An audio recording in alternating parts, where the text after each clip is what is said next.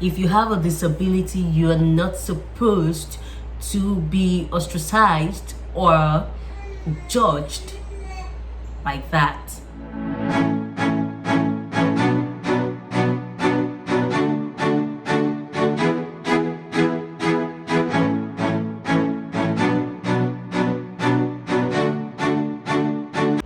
Hi guys, welcome back to my channel. My name is Adedayo. This is These Impressions. I am a Nigerian YouTuber living in Canada. I love to talk about immigrating to Canada, lifestyle, and every other thing that is related to this topic, okay? So yeah, today is a very hot day. It's not the easiest day to make a video because it's so hot. Yeah, expect this if you're intending to come to Canada because it gets this hot, very hot, that you can't just imagine. It's like everything is on a standstill, no breeze, nothing. Yeah, so I've got to put Mr. Man right there behind me in order to make the atmosphere palatable for this video. So today I'll be talking about the labor market in Canada, how to find a job in Canada basically, because yes, I know that if you're intending to come to Canada, you're mostly intending to come work or to come hustle or to come make something better of yourself. So you would need to have the information on how to go about getting a reliable job in Canada. No matter what your qualification is from your own country, yes, you might have to do some bridging programs to enable you to be able to work in Canada. So you're coming in as a doctor, you're coming in as a nurse, you're coming in as a lawyer, or whatever profession you're coming in as. Sometimes you might not be able to work with your qualifications from back home because you might need to get some certifications from Canada before you are able to work. So guys, in most company, employers prefer to employ people who already have the Canadian experience. What do I mean by this? They prefer to employ people who have already been in Canada and have experienced what it feels like to be employed in the company or in a company. So they always ask for experience as a Canadian, or sorry, the Canadian experience, whichever way you want to put it.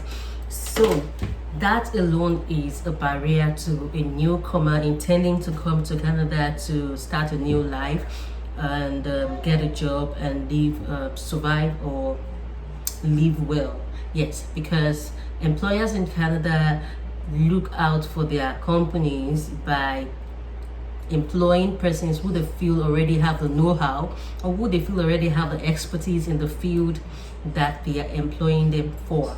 So this, like I said, is an hindrance, but it can be worked towards. Yes, and if you're intending to come into Canada as a professional or as a skilled worker or as a skilled trade person, you might have to do some bridging courses that allows you to get certifications in some certain areas in order for you to qualify for employment in Canada. I need to apologize for the voice or the sound you hear at the background because yeah, I'm a nursing mom and my baby is always right there somewhere. She needs my attention sometimes. The next thing I would want you to know is that your CV is a very important document that conveys your experience and all of that. But your CV is not like the regular CV. It's not going to be like the regular CV you have back in your own country. Your CV has to be specific.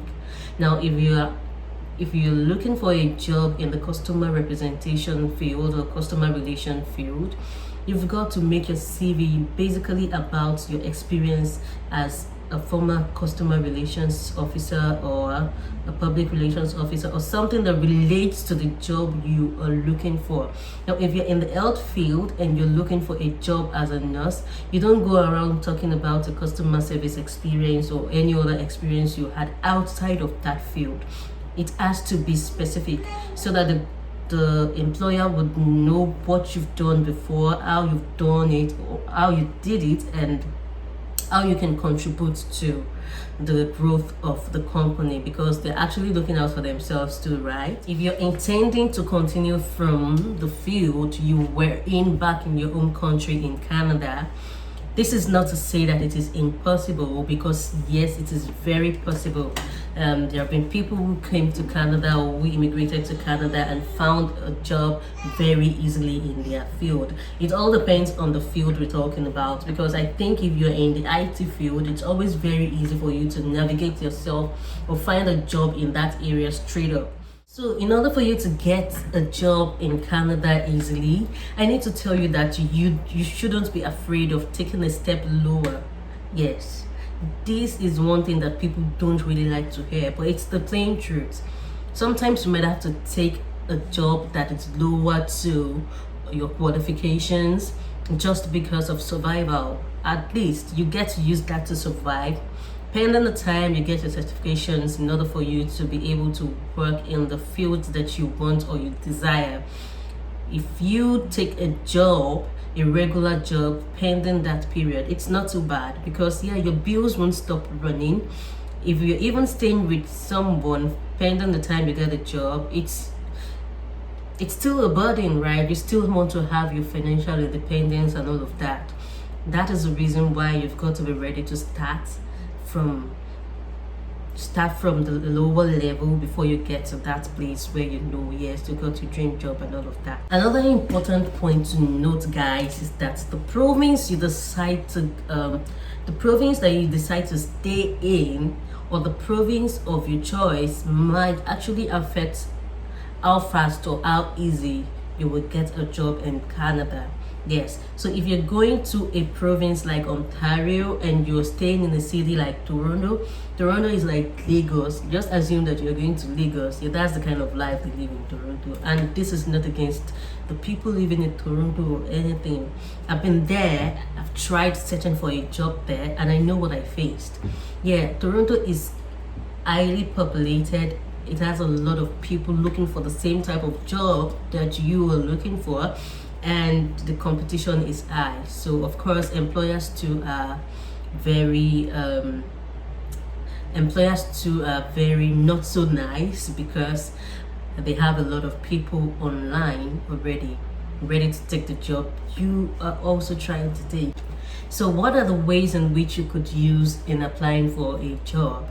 The first I would love to mention is that you could go to companies straight and direct and apply for jobs there if they have vacancies. So you could go directly to companies, but yes, that is rarely done. Many people do the application online stuff. So another way is you apply online, and there are different apps in which you could use to apply for a job online. I'm going to mention a few of them, and you can Google the rest to see other types. Okay, the first and the most common one here in Canada is Indeed jobs. Then we have Kijiji. You can check on Kijiji for jobs. You can also check Glassdoor, and then there are Canadian job banks you could use. Another way to get a job in Canada is through job agencies. So there are job agencies everywhere in Canada, agencies that deal with a particular field of service. Some, if you want to, okay, let's assume you want to work as an health expert or a caregiver or work in the health field, there are agencies that employ people and help them get jobs in that field. Yep.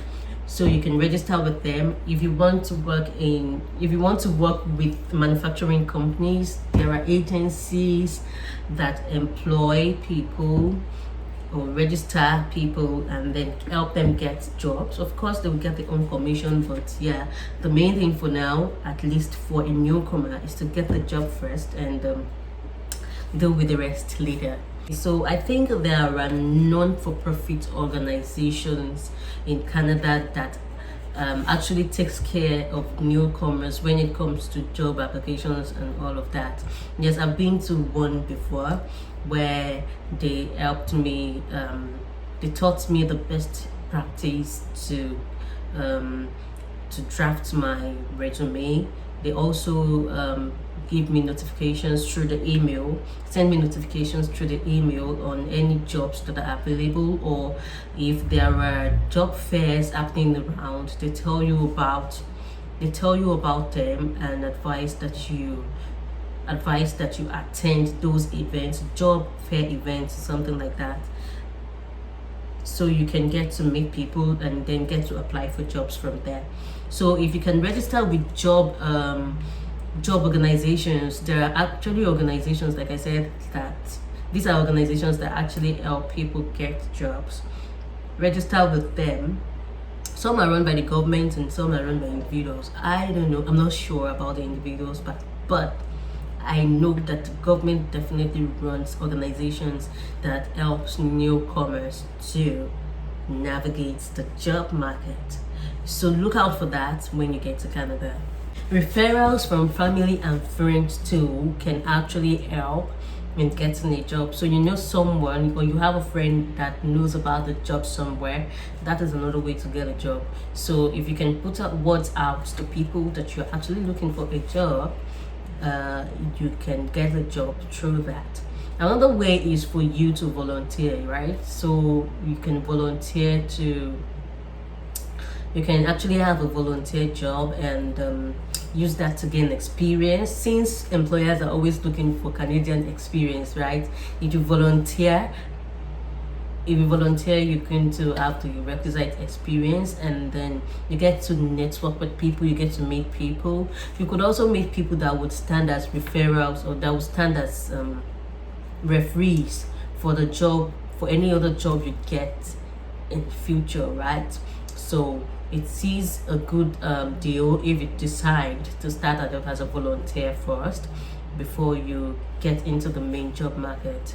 Once you get a job, guys, there are some things you should be looking out for, okay? The job hours are very important. Like, normally the standard is 40 hours per week, okay? You can do more than 40 hours as overtime, or lesser than that as a part-time worker. If you're going to be doing full-time, then it's 40 hours. You have to make sure that your employer is offering you a 40-hour job, okay, so you don't go shortchange yourself. Another thing you should be looking out for is the health and safety standard of any organization you're working in. So what are the health and safety measures that have been put in place for any situation that might occur in your place of work? And it also depends on the job, right? So let's assume you are applying to work in a factory setting. You should know the safety and health measures that have been put in place just in case mishaps happen. So you don't get to be left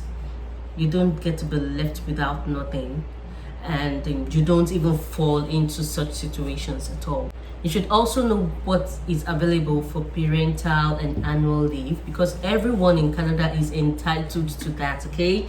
Whether you're a man or a woman, you're entitled to parental leave at some point. So yeah, you should know what the company rules or the company regulation is as regards parental and annual leave or vacation. Whether you're a Christian, whether you're a Muslim, it doesn't matter. Whether you're a Buddhist, it doesn't matter. Whether you are a Jew, it doesn't matter, okay? So everybody is just supposed to respect each other's practices, allow anybody do whatsoever they think they know how to do, or wherever or however their orientation is. It's not your business too, because yeah, many Africans are always judgmental about things like that. If you know you're a judgmental person, please stay back in Africa, because if you try to poke nose into somebody else's jurisdiction here, you might get in a lot of trouble because of that. You want to avoid that, okay? So your age, your religion, your sex, your disability. If you have a disability, you are not supposed to be ostracized or judged by that.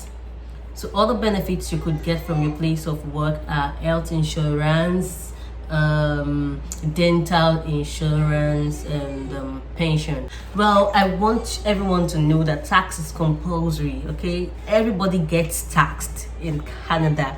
If you're working, you're paying your taxes and you're filing for your tax every year. You get paid every 2 weeks in Canada. Most people get paid every 2 weeks in Canada.